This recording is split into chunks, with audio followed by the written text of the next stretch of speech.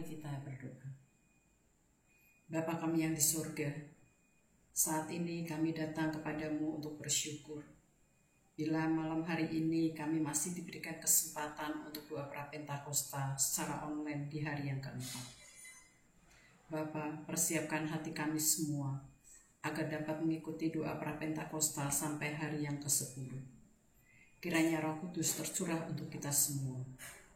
Kami yakin dan percaya Bapa, Engkau selalu hadir bersama kami saat ini. Dan kami mohon Bapa, acara doa Prapentakosta ini dapat berjalan dengan lancar karena kasih dan pertolongan-Mu. Hanya di dalam nama Tuhan Yesus Kristus kami berdoa dan memohon. Amin.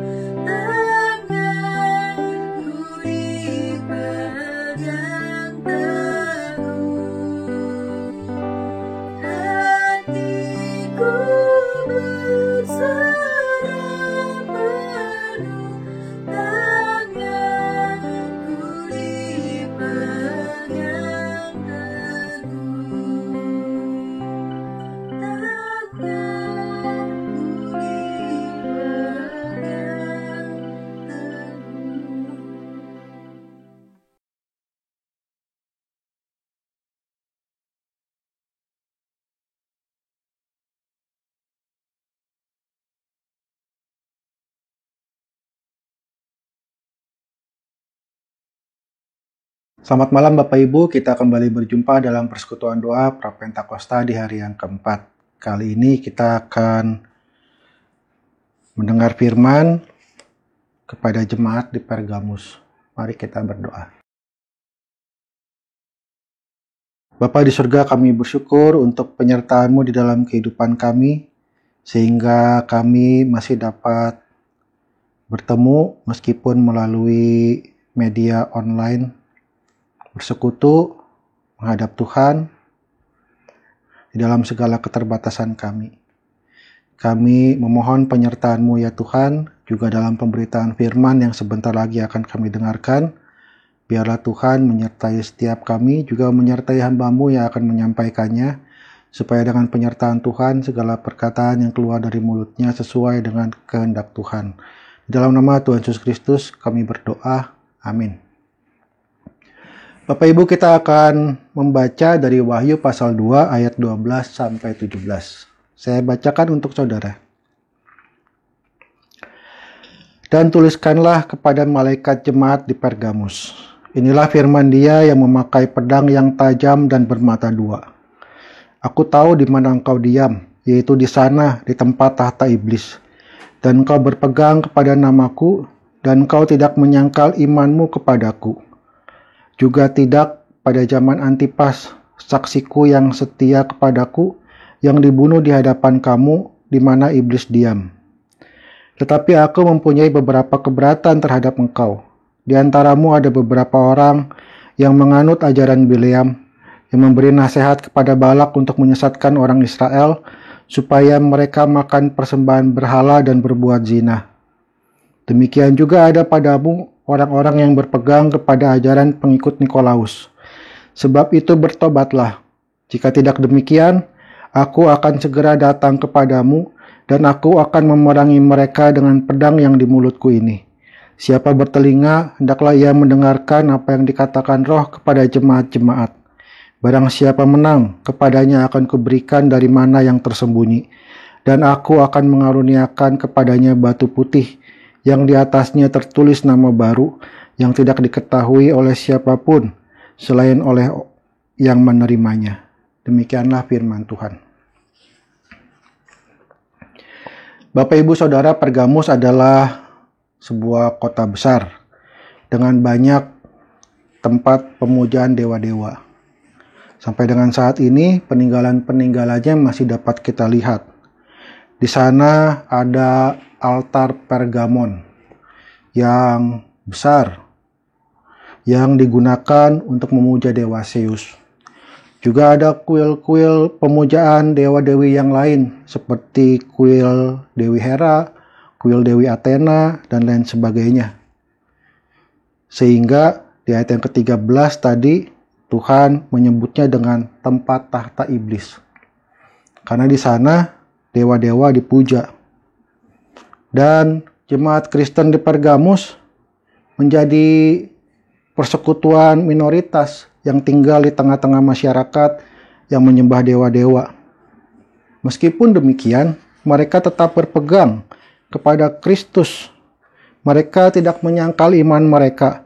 Bahkan ketika Antipas dikatakan di situ, seorang saksi Tuhan yang setia, dibunuh di hadapan mereka. Mereka tetap tidak menyangkal iman mereka kepada Kristus. Mungkin kita dapat bandingkan dengan Petrus yang menyangkal Tuhan Yesus sampai 3 kali. Situasi yang dihadapi kurang lebih sama. Pada saat itu Petrus melihat Tuhan Yesus ditangkap dan dianiaya. Petrus takut, sehingga ketika ada orang yang bertanya, "Engkau kan salah seorang dari muridnya?" Petrus segera menyangkal. Jemaat di Pergamus menghadapi situasi yang sama. Ancaman yang mereka hadapi, ancaman yang nyata. Antipas dibunuh di hadapan mereka, seorang saksi Kristus. Tetapi mereka tidak menyangkal. Mereka tetap beriman, berpegang kepada nama Tuhan. Yaitu yang seringkali terjadi Bahkan juga dalam kehidupan gereja-gereja di masa kini, ketika gereja harus hidup di tempat di mana mereka menjadi minoritas. Ada konsekuensi yang harus dihadapi dari iman percaya mereka. Kita di sini di Indonesia juga minoritas. Meski masyarakatnya toleran, kita bisa bebas menjalankan ibadah, tapi tetap ada konsekuensinya. Contohnya, kalau di negara yang semuanya Kristen, mungkin kita hanya akan mendengar ajaran Kristen. Tapi kita di sini, kita mendengar semua pengajaran. Bukan saja Kristen. Kita mendengarnya di TV, kita mendengarnya di radio. Kita juga berteman dengan banyak orang. Mungkin kita mendengarnya dari teman kita yang berbeda agama, dari tetangga. Kita mendengar banyak pengajaran. Kalau kita tidak mengenal ajaran Tuhan, kalau kita malas membaca Alkitab, maka bukan hal yang mustahil kalau pengajaran kemudian tercampur-campur. Contohnya saja, ada orang-orang Kristen yang berpikir bahwa perbuatan baik itu membawa kepada keselamatan.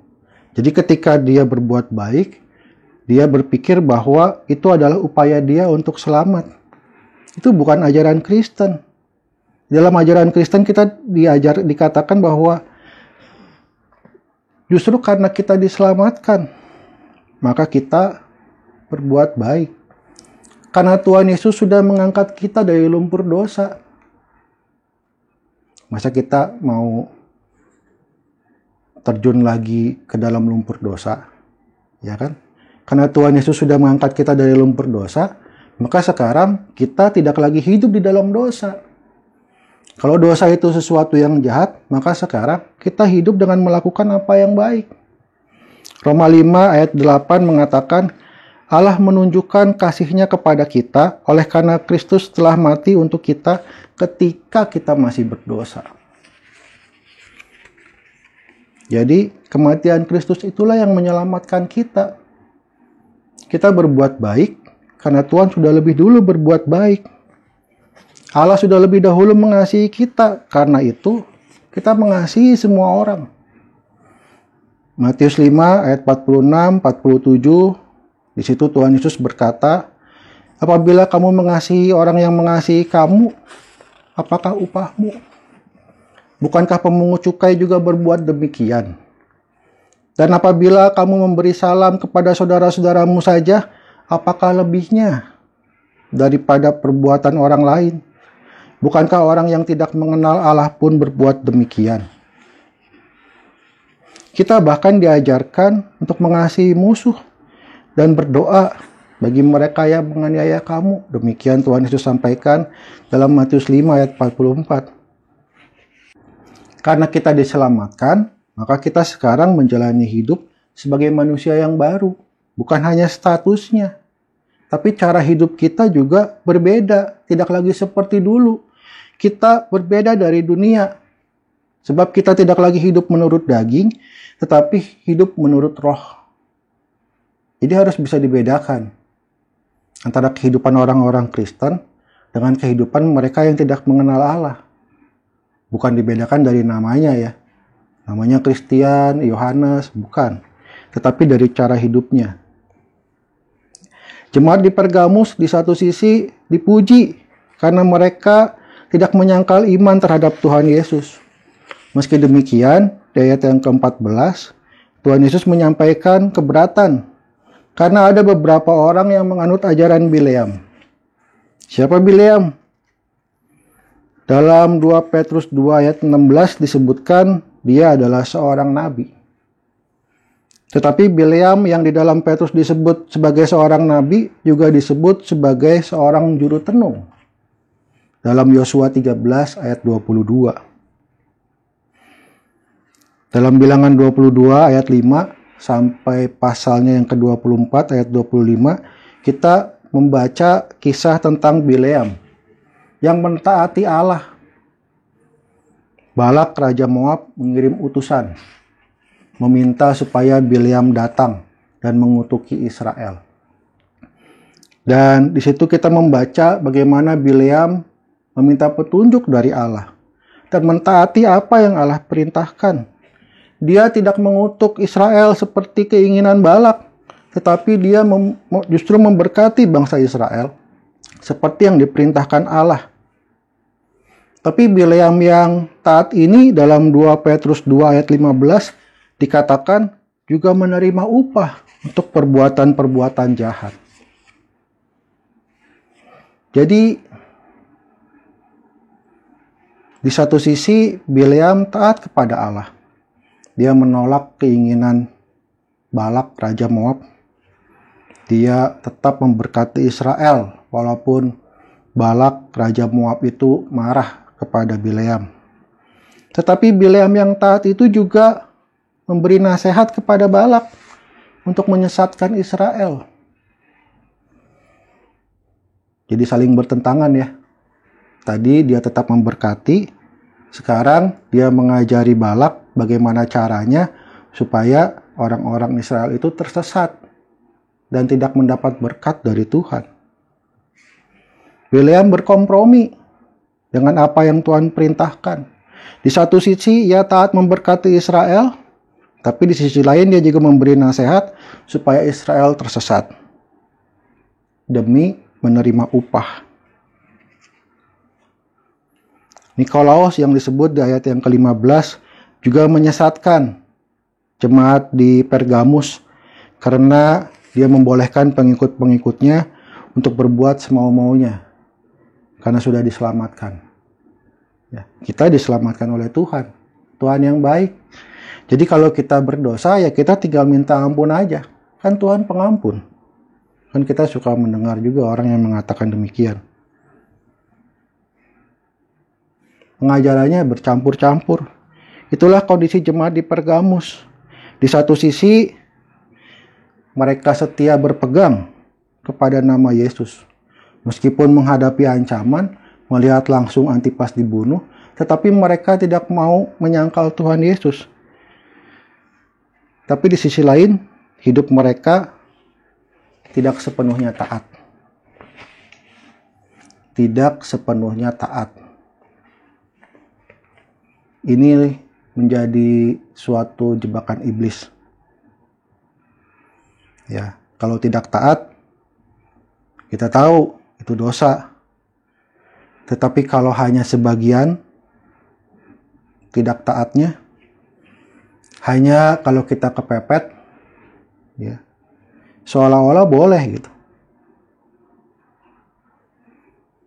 Kalau kita bahas bisa menjadi perdebatan.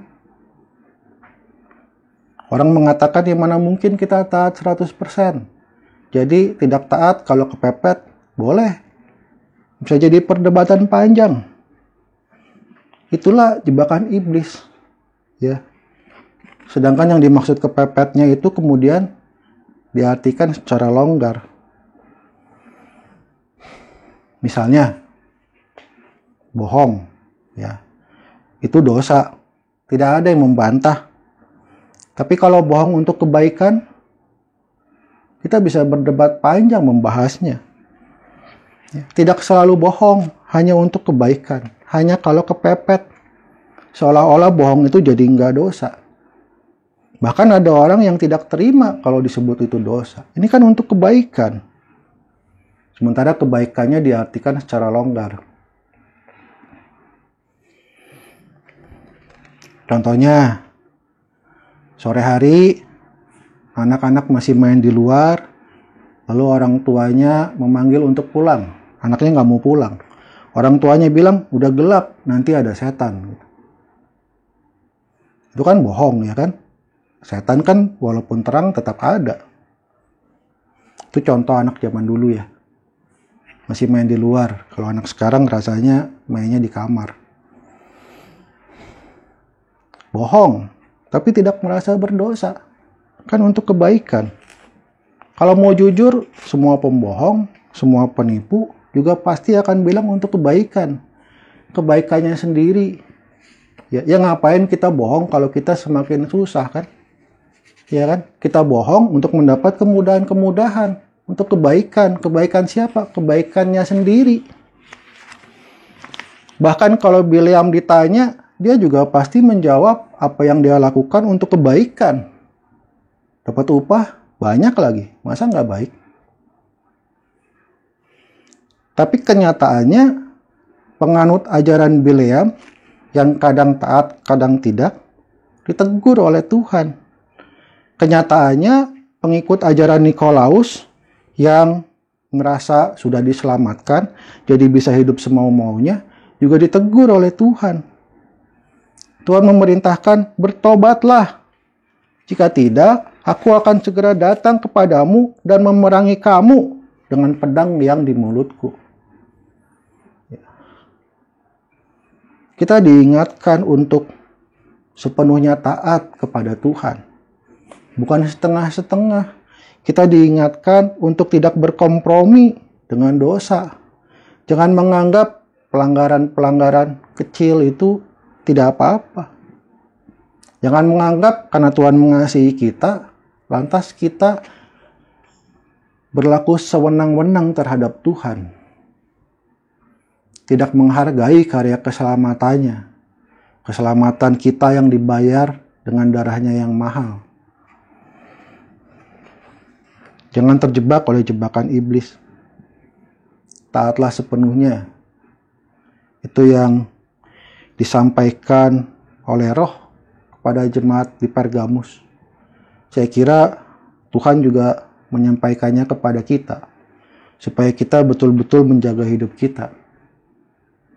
Bukan saja menyebut diri sebagai seorang Kristen, tetapi juga menjalani hidup di dalam ketaatan yang penuh kepada Tuhan. Tuhan menolong kita. Amin.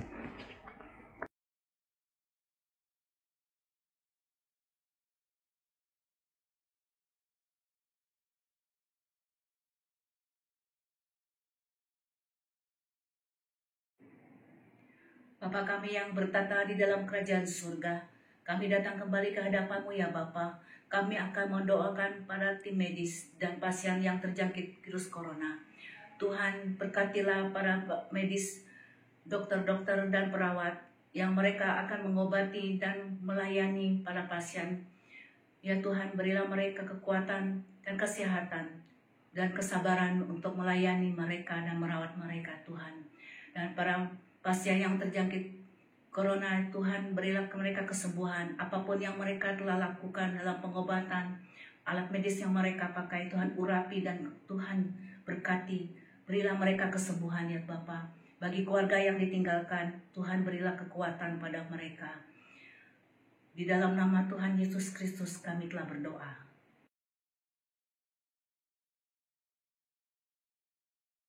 Puji dan syukur kami panjatkan kepadamu ya Tuhan. Terima kasih atas kehidupan yang masih Engkau berikan bagi kami pada saat ini ya Bapa. Bapa, di masa Prapentakosta ini ya Bapa, kami mau berdoa secara khusus bagi pemerintah kami Tuhan. Kiranya Engkau membantu pemerintah kami Tuhan dalam menyusun kebijakan-kebijakan yang mereka buat saat ini ya Bapa. Bapak, kami juga berdoa untuk stabilitas perekonomian di negara kami ya Bapak. Kami tahu Tuhan selama COVID ini berlangsung ya Bapak, perekonomian kami semakin menurun ya Bapak. Kiranya Engkau yang boleh angkat perekonomian kami dan memberikan solusi terbaik untuk mengatasinya ya Bapak. Kami juga berdoa untuk ketersediaan fasilitas kesehatan ya Bapak. Kiranya Engkau selalu mencukupkan segala fasilitas kesehatan yang dibutuhkan oleh para medis kami di rumah sakit ya Bapak. Kiranya Kau membantu mereka juga Tuhan untuk membantu pasien dalam masa pengobatannya mereka ya Bapak. Bapak, kami juga berdoa Tuhan untuk kerukunan umat beragama Tuhan di negara kami ya Bapak. Kiranya di tengah pandemi ini Tuhan, kami semakin erat, semakin bersatu Tuhan untuk maju melangkah ke depan ya Bapak. Kami juga berdoa Tuhan untuk pemberantasan korupsi dan penegakan hukum di negara kami ya Bapak. Kiranya Kau yang membantu para pemerintah kami Tuhan dalam menegakkan hukum di negara kami Tuhan. Dan kiranya korupsi yang selalu merajalela di negara kami Tuhan dalam akhir-akhir ini ya Bapak, kiranya Kau yang memberkati dan memimpin para pemerintah kami Tuhan untuk memberantasinya ya Bapak. Terima kasih Tuhan, demikian doa sederhana ini kami panjatkan padamu ya Bapa, dalam Yesus kami berdoa.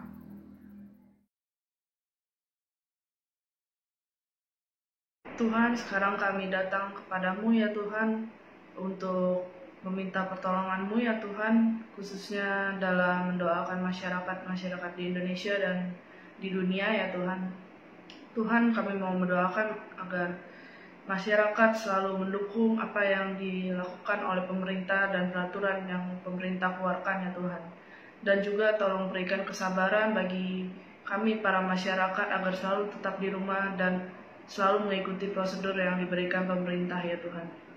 Tuhan, kami juga mau berdoa agar kami para masyarakat tidak termakan oleh hoaks-hoaks yang nantinya akan berdampak buruk pada kami ya Tuhan. Terima kasih ya Tuhan, dalam nama Tuhan Yesus kami berdoa. Bapa dalam surga, kami berdoa juga untuk para aparat keamanan.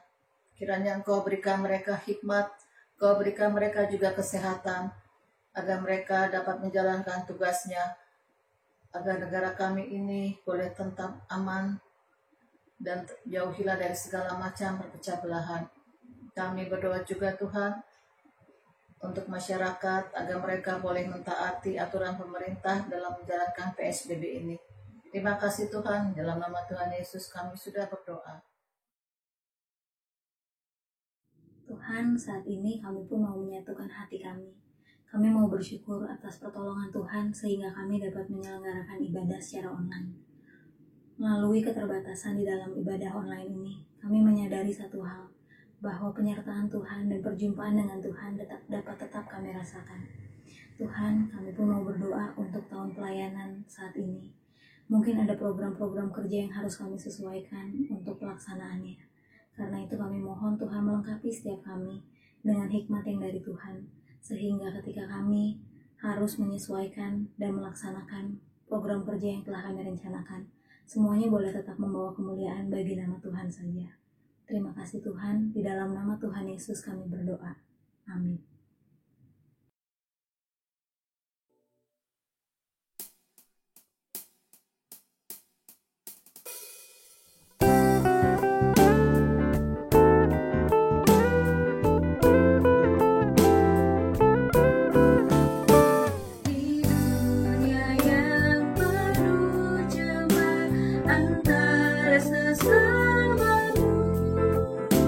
Hiduplah saleh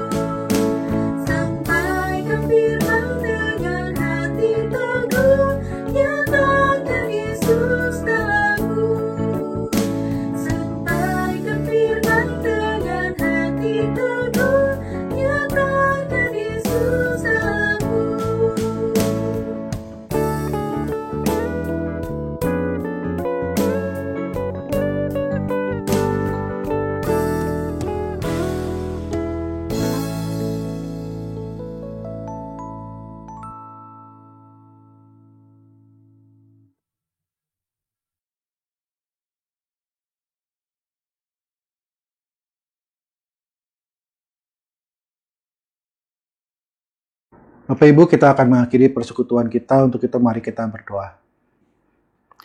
Terima kasih Tuhan untuk penyertaan-Mu di dalam persekutuan kami. Kami bersyukur, kami diingatkan untuk menjalani ketaatan seutuhnya di dalam Tuhan. Kami mungkin seringkali berkompromi dengan dosa. Kami mungkin masih melakukan pelanggaran-pelanggaran karena kami menganggapnya sesuatu yang diizinkan oleh Tuhan. Tetapi saat ini kami diingatkan untuk bertobat dan menjalani hidup di dalam ketaatan yang sepenuhnya kepada Tuhan. Biarlah Tuhan memampukan kami, menolong kami agar dapat melakukannya.